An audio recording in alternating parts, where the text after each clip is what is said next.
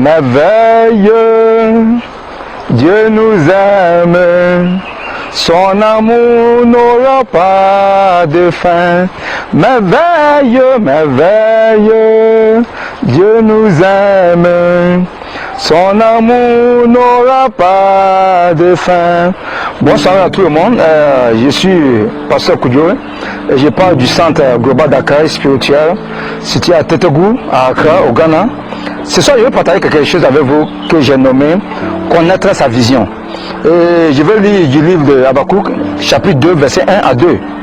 Chapitre 2, verset 1 à 3 plutôt. Chapitre 2, verset 1 à 3. Et je lis.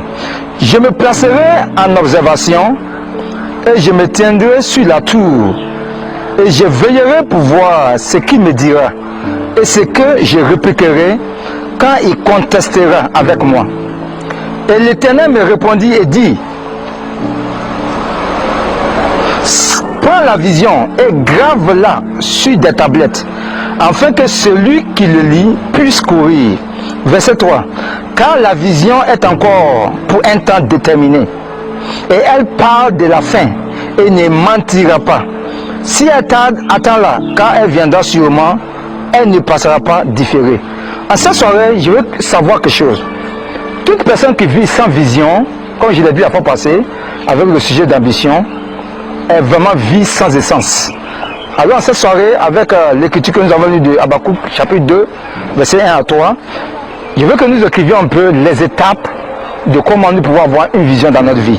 La première étape, c'est d'avoir le temps, la patience et le sens d'observation.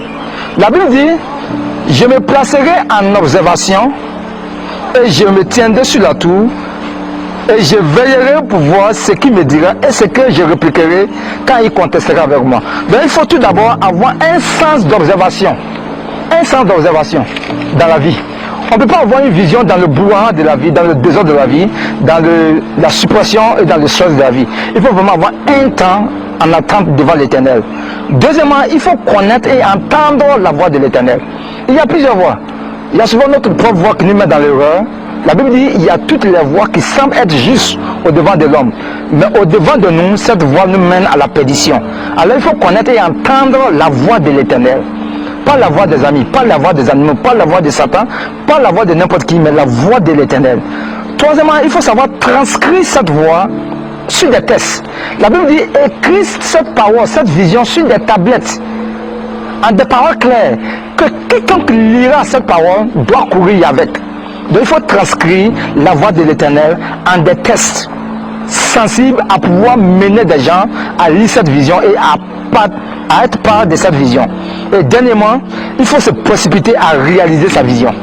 Une vision ne se réalise pas en étant nonchalant, une vision ne se réalise pas en étant morbide, excusez-moi du thème.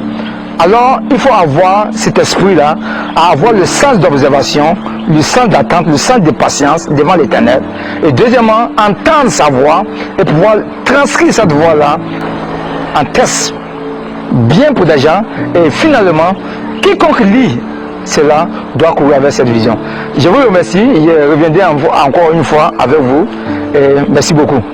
Au revoir et bonne soirée.